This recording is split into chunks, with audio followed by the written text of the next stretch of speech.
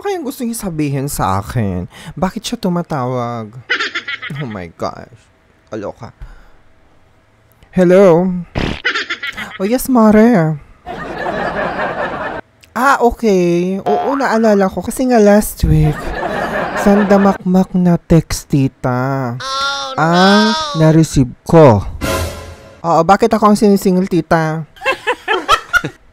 O kung kilala ka daw si ganito, ipagbigay alam ko daw sa'yo na may jutang ka daw sa kanila. Ang dami-dami ko nang mga na-receive na text. Nasa spam na lahat, tita. Kala ko binigay mo yung number ko as contact reference? No. Hindi! Pero bakit sila nagte-text sa akin? Ay, alam ko na, oo. Kasi nga. So, ayun na nga. Welcome ka mga Itechewers. Kung bago ka pa lang, don't forget to subscribe and click the notification bell para every time na magkakaroon tayo ng mga ganitong video, kayong unang maaambunan ng blessings. Umaambon na nga! So, yun ang pag-uusapan natin. Sino ba Itecho? May kamukha daw si Mocha. May kamukha siya. May kakambal. Bagong ola. Ha? Alamin natin. Kamukha niya talaga. Si Pera Mars. Oh no! Kung ano-ano na lang pangalan. Okay. So, as you can see, guys, si Pera Mars Credit. Ito, bagong-bago lang siya sa App Store. Hindi ko siya makita sa Play Store. Nasa App Store siya, mga amigo. Oh no! Talagang nagkakalat na yung mga bagong ola. And as you can see, ang pinagkaiba lang dun sa logo ng Mocha. At saka itong si Pera Mars, yung color. Diba yung kulay niya? Pero pag tinitignan nyo, parang Mocha talaga siya. Ito na ba? Yung bagong Mocha? Alamin natin. Okay, tita sabi Pera Mars Credit, tas ang type daw ng app, business. Hindi siya loan. Ang kanyang product information, nasasaad dito. Basa! Loan amount daw, 3,000 to 15,000 pesos. Loan term is 90 days to 360 days. Ito na naman tayo sa 360 days, ha?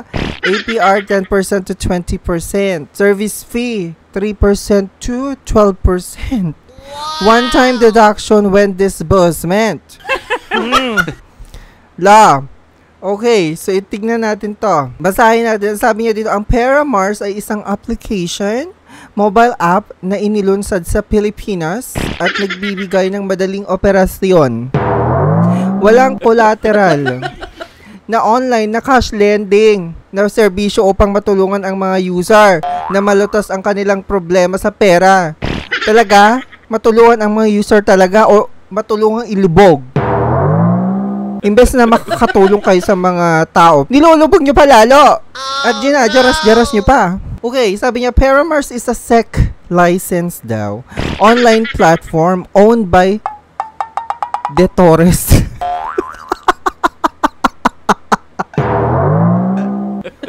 De Torres Creditors Lending Corp? Ha?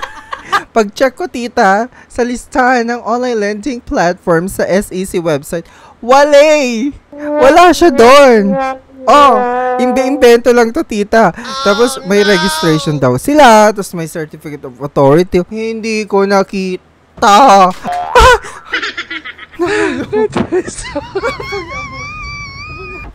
El Peso.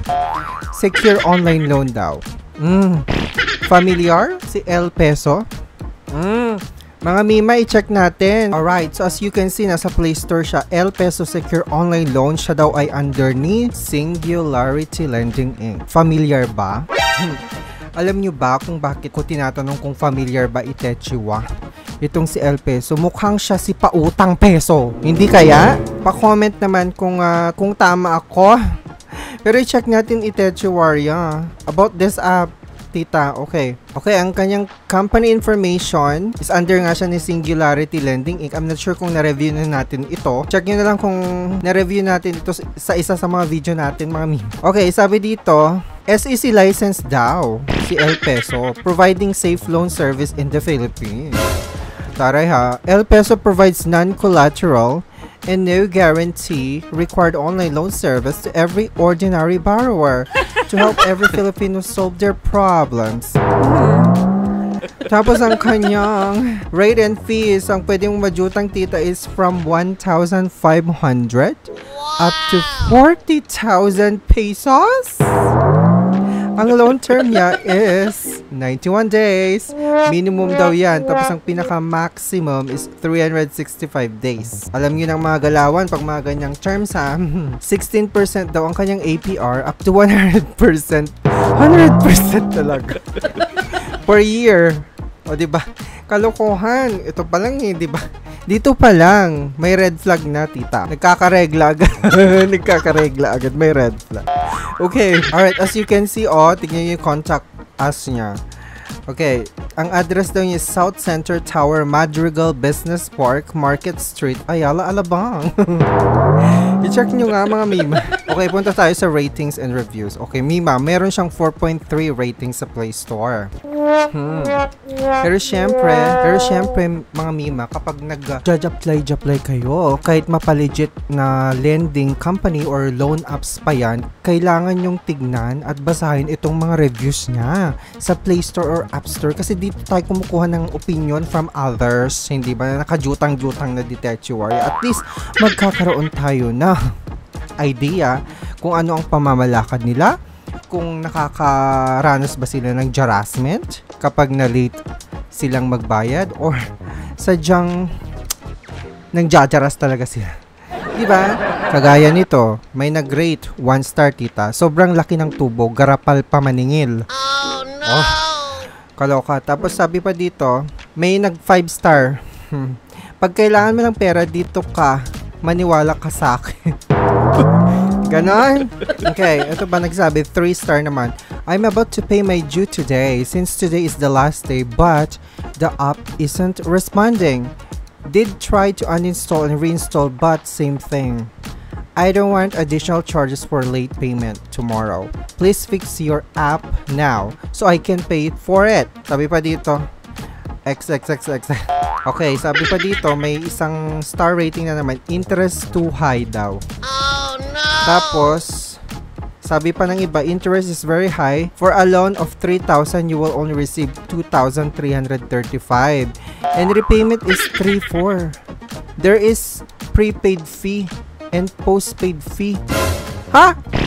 Prepaid fee and postpaid fee? Oh no! Ano to, telco? Telco? Ano yun? Okay, may nagsabi pa dito, they act like a scammer. Sabi pa dito, El Peso agent will jaras you. Sabi pa ng iba, 0 rate, galing mang jaras ng mga agent. Kahit nakikiusap ka, kala mo naman di babayaran. Yung iba nga siguro tinakbuhan na kayo. Pag di kayo umayos, matutulad din kayo sa iba na na-revoke. Ayun na nga. Iba-iba na natin si Mabilis Cash. Okay, mga Mima, as you can see, ito yung, ano pa lang, pag-click ko pa lang, tita. Oy, wait lang ha. Huwag mo na kayong mag-i-install. Baka mamaya sabihin nyo, porket may CIC accreditation na si Mabilis Cash, mag-i-install na kayo. Sandali, huwag kayong jujutang muna. Panoorin nyo muna ang video na Itechiwa at matuto kayo kung ano yung mga kailangan nyong malaman bago mag-install. Kasi baka mamaya magreklamo nyo naman, ginajiras ako, diba? Pag-isipan nyo mabuti, sandali. Ito yung mga permissions na gusto nyo makuha. So, camera, device, tas location, calendar, photos. Tita, nandito pa rin si calendar. So, ito nga, isa sa mga permission na gusto nyo makuha. Calendar, tita. Nakita tuloy niya, eto, meron pa akong appointment sa aking dentista. Ayun, nakakaloka. So, ibig sabihin, magkakaroon sila ng access sa calendar mo. So, sabi niya, Mabilis Cash would like to full access to your calendar. Authorization to access your calendar helps us remind you the due dates of repayment. I hope reminder lang ng due date ha, ang gagawin nyo, Mabilis Cash. Kasi nakakasyokot. Baka mamaya gamitin nyo ang calendar of events ko para matsuktsak or makita kung saan ako naglalagay ha. So, ang ginawa ko dyan, tita, do not allow ko. Of course, hindi ko na mahayaan na magkaroon sila ng full access. Hello! Tapos, syempre, location. Ang gusto nilang ma-access din, tita. So, dininot allow ko din yan. Ayoko. Tapos, they would like to send you notifications din daw. Ito po pwede naman sigurong i-allow nyo. Pero, dinot allow ko pa rin. Okay, so ayun na nga. Nakapasok pa rin. Kasi charis. Hindi. So, sabi niya, so ilalagay mo dito yung phone number mo. Since meron na akong account sa kanya, nakapag-login naman ako. Tapos, may pa ganun pa siya, tita. Oh. May pa-reveal. O, tita, oh. Line of credit o available credit. Hindi sinasabi kung magkano kasi nga, kunwari protected daw siya. Tapos ang ginawa ko dyan, in-update ko. So, clinic ko yung update. May pa ganon, may pa countdown na. Ang hilig sa countdown itong sa mabilis. Credit limits is being calculated. Oh, the process is estimated to take 3 minutes.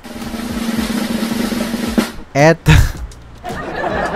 Kinalculate na nga niya, tita. 300 pesos. 300 pesos ang credit limit na binigay. Last time, if I'm not mistaken, 500 pesos, di ba? So, ang lowest amount is 100 pesos up to 300 pesos! Tumatanginting na 300 pesos. Tapos, ang terms of payment niya, 15 days. O, every 15 days. Alamin natin. Kung ano ito. Itong 4 terms. Pero 15 days. Wait lang. Ang gulo. Every 15 days yung frequency. Siguro ang gusto niyang sabihin. Pero 4 terms siya. Okay, i-check natin. So, ito siya kapag 4 terms, tita. Tapos, 300 pesos. Today is July 2. Ang first payment date ko is July 17. 15 days nga siya. 89 pesos. Ang total amount. Ang principal is 75 pesos. May fee siya 14 pesos. Ano yung fee? Ito ba yung interest or service fee? Basta fee lang sinabi, 14 pesos. Tapos, the next payment date na, August 1 na. So, after 15 days na naman. So, 89 pesos. Tapos, the rest, August 16 and August 31. So, hanggang sa 4th term na. Okay. Same amount, tita, 75 pesos principal, 14 pesos fee. So, i-calculate nyo nga yun. So, magkano lahat? 300 pesos ba? So, a total of 356 lahat ang babayaran mo. So, 56 ang patong, ang charge. Okay, anyway, sa mga first time jutangera, siguro ganun talaga. And then, kapag 3 terms naman, ito. Okay, syempre mas malaki. 114 pesos ang total amount. 3 terms yung frequency niya every 15 days. So, ito siya. Principal is 100 pesos, tas ang fee is 16 pesos. Dun sa pinakadulo, sa pinaka third term na, 116 na. Tumaas ng 2 pesos yung fee. Ay! Mas mababa itechiwa ang full payment, 344. 344 pesos ang... Okay, kapag 2 terms lang. Tignan natin, 2 terms lang. Okay. So, 166 pesos. Ang first payment. Kapag 2 terms. Okay. 166 pesos. Principal, 150 pesos. Tas ang fee is 16 pesos. Every 15 days din siya. Diba? Tignan natin kung magkano. Ay, mas mababa pa. 332 pesos ang full amount. So, the lower the terms, the lower din yung babayaran mo, yung ibabalik mo. O in fairness, kay mabilis cash. Kasi yung iba, the lower term, mas mabigat. Pero kay mabilis cash, pwede na. Ha? Uy, pwede na, in fairness. Sa loan amount na 300 pesos, pwede na. Hindi ko lang alam kung same with the high loan amount. I'm not sure. Pa-comment naman sa mga naka-experience dyan. Tapos, syempre, kapag nag-apply ka, kailangan ng face recognition, Mima. Okay? And access to the camera para makapag-permission. Para makapag-face recognition ka. So, huwag yun ang pansinin yung face recognition ko dyan. Okay. Tapos, syempre, ang pinili ko 2 terms. Kunwari, i-check ko lang, pero hindi ako nag-apply. 2 terms, 15 days siya, yung payment frequency. So, 300 pesos, 332 nga ang balik. Di ba? So, Team Marcos, what is the maximum loan amount na pwede kong majutang dyan sa mabilis cash? 40,000 pesos? Wow! Paano to? Eh, 300 pesos lang yung pinajutang sa akin. So, kailangan ko magpakitang gilas, tita, no? Bago ko ma-reach tong 40,000 pesos. So, ito yung website. Okay, so meron din silang app sa Play Store. So, wag nyo muna i-download. Huwag na kayo mag-download kasi nga, hindi ko naman rini-recommend yung mga ganitong Ola hanggat hindi natin hihimay-himay. Okay, basahin muna natin ang kanyang reviews, Mima. So, may rating siya na 4.4 sa Play Store. Okay, marami ding bibigay ng 5 star. Tapos may nagsabi dito, it's my third time to loan and even though it has a high interest, it's still very good, especially when you have an emergency. Okay, so pang emergency ang peg niya. So may mga bibigay ng 1 star, not good daw, auto-reject. Oh. So 5 star, no more fuss, so direct and efficient. Ay, taray. Tapos, 2 star, high interest and short duration. Tapos, text ng text sa'yo, wala pa naman due date kahit matagal pa due date. So, parang advance sila maningil, tita. So, nagre-remind na sila, siguro ilang days in advance. Pa-comment and share naman. Okay, this app is good and their interest is very reasonable. Highly recommended for those who need cash in ASAP. Sabi niya gano'n. So, pang emergency talaga ang peg niya. So, marami ding nagbibigay ng 5 star in fairness. It's my first time to borrow here and I like the way I was entertained. No hassles. Noted. Fast and easy way of getting loans. Great lending app. 5 stars, sabi niya. Ang bilis po nagproseso at ang bilis din po nyo na approve. God bless po, sabi niya. So ayun. Tapos syempre mayroon din nagsasabi dito na this app is a scam. Never try to apply for a loan in this scammer app. Loan amount 10k. Receive amount 5k. Tapos ang repayment niya 20k. You will receive half of the loanable amount and pay it double, even triple. After payment, you are not able to get reloan. Ayun. So, syempre, nag-research tayo ng bonggang-bongga. Itong si Online Loans Pilipinas, wag kayo. SEC-registered siya, Mima. At saka, submitting entity siya ni CIC. O, diba? So, talagang nakarehistrado siya, may papel siya ha. Wag kayo. Okay, so ito yung website nila, Online Loans Pilipinas, fast and easy online loans 24/7. 0% ang ito, 0% interest if you pay back on the first payment debt. First payment date daw. Okay, magkano ang majujutang Ditechi? So from, okay, nakikita ko na ang kanyang smallest amount is 1,000, no? Saan na ba? Ba't ayaw gumalaw? 1,000 up to 20,000 for repeat borrowers na yon. So magpapakitang gilas ka muna bago mo maabot yung ganong kataas na loan amount, Mima. Okay, so for the first time, what do you mean by if you pay back on the first payment date? So this means for first time jutangeras? May ganon? So, syempre, check natin. How does it work by Itechi Waria? Okay, alamin natin. So, meron daw siyang easy steps to get a cash loan. So, 4 na steps daw yan. Apply for a loan, complete the application process in 3 minutes. Mabilisan. Wait for approval. In a few minutes, you will receive our decision through SMS or call. Get money. You'll receive money in less than 5 minutes using InstaPay. And then, make repayment via e-wallet and their partner merchants, Kinembular. Okay, i-check natin ha. Paano ba yung 0% na yan? So, kung ako ay isang first-time jutangera, syempre. Ay, kunwari 1,000. Kasi 1,000 yung napili ko, di ba? Date of first payment daw is August 5. So, today is July 26 na. July 26. 26, 27, 8, 9, 30. 31. 1, 2, 3, 4, 5. Ano? 11 days? Tama ba? 11 days ba? August 5 ang first payment. Okay. Today is 26, July 26. Inulit. 26, 27, 8, 9, 30. 31. 1, 2, 3, 4, 5. Ay, hindi. 10 days. 10 days. Tama ba? Okay. So, ang total charges is 0. Talaga? 1,000 din ang net proceed. Walang kaltas. Tapos, so, ang total na babayaran ko, 1,000 din. Uy, wala siyang patong ha. In fact, 0% talaga. Ayan na natin. Ayan. So, while filling up, syempre, may nag-pop up na parang permission, device location daw.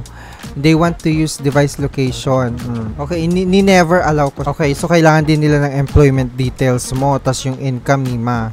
Kasi ayoko i-upload yung ID ko, Mima. So anyways, ay ka-cancel ko to kasi ayoko.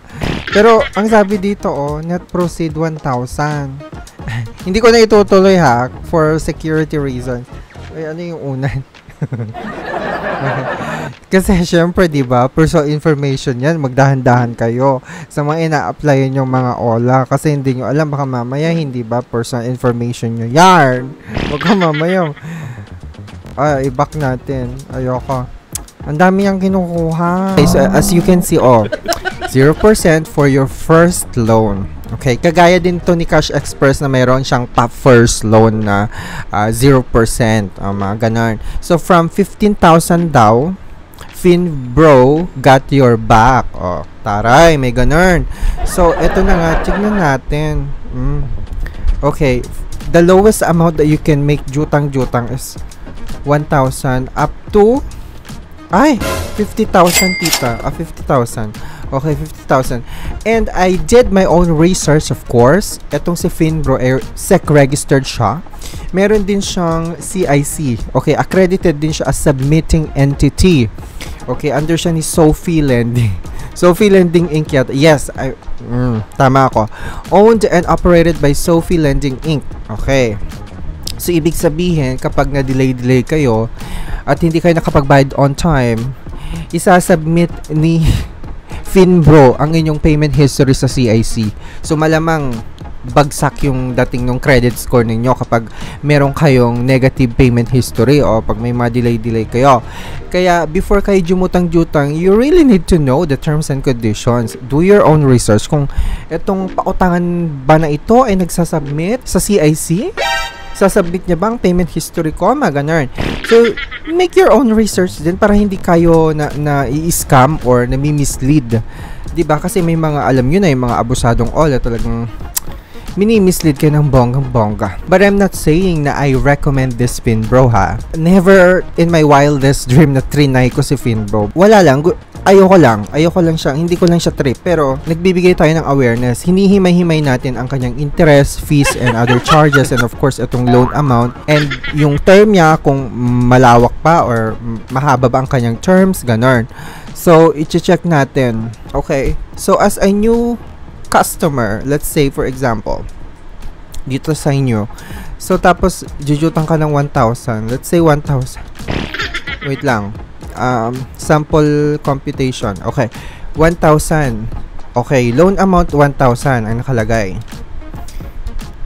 So, next payment date mo is August 28, 2024. Today is July 29. Tapos, 28. 1 month. Okay. So, 1 month siya. 1 month yung term niya. Pero, wait lang. Loan tenure, 12 months? Bakit 12 months? Tapos ang next payment date mo is August 28. So, i-stretch niya hanggang 12 months? Ganun ba? Every month mo babayaran? Ha? Ang haba, masyadong mahaba yun, 1,000 tita. Pero anyways, let's see. Kapag 20, let's say 10,000. Pag 10,000, same din, 12 months. Tapos 1 month, siguro yung 1 month na to, yung next payment date na to, siguro ito yung payment frequency. But if you are a repeat customer, okay, so if you are a repeat customer, let's say 1,000, same din, kailangan mo mag-login. So magla-login tayo kasi may account ako. But let's see. Okay, maglalagin ako, ilalagay ko yung email ko dito kasi may account na ako before. Nakapag-test tayo, na-try natin itong si Finbro before. Okay, so ito yung account ko. Kakalagin ko. Tita, may offer akong 6,000. Up to 6,000 ang aking offer. Okay. So, 1,000 up to 6,000. So, 1,000. Kunwari, 1,000. Ang kanyang loan terms is pinakamababa 7 days. May chance ka pumili 7 days up to 30 days. Okay, so pag 30 days, kunwari 1,000 pesos, next payment date mo, August 28. Ang interest niya, 60 pesos. Processing fee, 90 pesos. Loan tenure is 12 months. Ano ba yung loan tenure? Ito ba yung i-stretch mo hanggang 12 months? Hindi ko maintindihan, promise. Kasi meron ka ng next payment date dito, alam mo na nga 1 month yung term mo. Nandiyon 30 days, choose loan terms. Tapos may loan tenure pa. Ano to? Okay, total amount due is 1,150. So, ang principal 1,000. So, ang kailangan mong bayaran, lahat-lahat na is 1,150. So, ang patong doon, 150 pesos. Ang tanong, buo mo bang makukuha? Sa mga nakapag-try na, pa-comment and share naman kung buo nyo nakuha.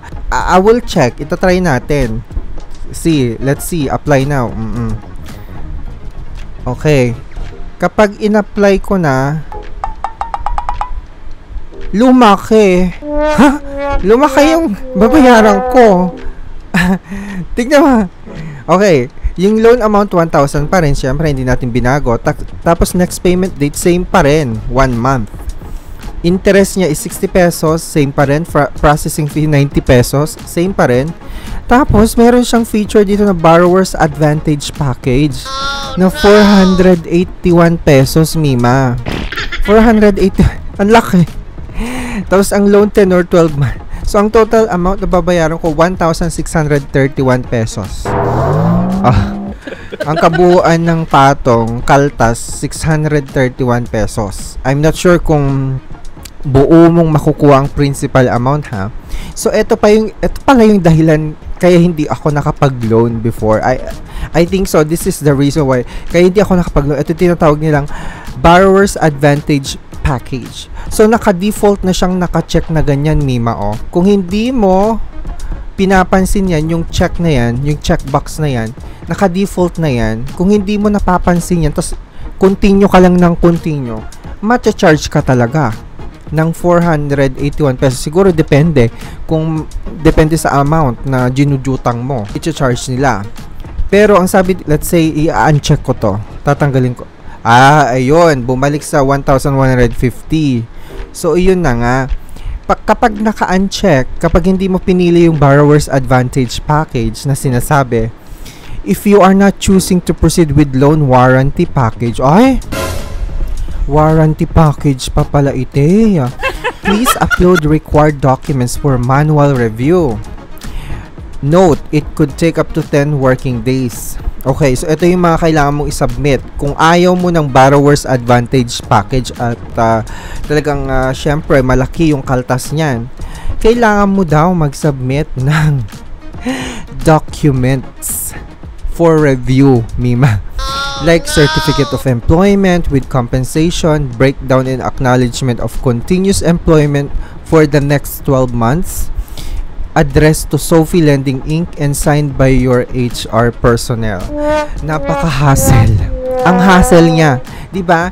Na hihingi ka pa sa HR mo, sa employer mo ng eto nga po, pahingi po ng certificate of employment na may compensation na naka-address kay Sophie Lending Inc. Ganyan. So, ang hirap-hirap minsan makakuha ng certificate of employment. May mga iba mabilis lang, ilang oras lang. Pero, are you going to take a risk? Diba? Are you going to take a risk and provide your employment details sa kanila? Meron ka nang binigay noon. Nag-sign up ka ng account sa Finbro. Are you going to take a risk just to waive the Borrower's Advantage Package? Wala ka naman choice kapag clinic mo yan, matcha-charge ka na ng Borrower's Advantage Package na tinatawag nila. So, mas mabilis nga talaga kapag chinek mo. Kapag may Borrower's Advantage Package, babayaran mo nga lang. Hindi ba? At saka mas mapabilis siguro, hindi ba? Kapag chinek mo ito, kapag inaccept mo. Be a responsible Jutangera. Kung hindi ka pa nakapag-subscribe, don't forget to subscribe. Click the notification bell para every time na magkakaroon tayong ganitong video, kayong unang matatalsikan. Charis! Pa-follow na rin ang aking social media account, Facebook and TikTok. Maraming salamat mga Itachiwa. And hi! Thank you!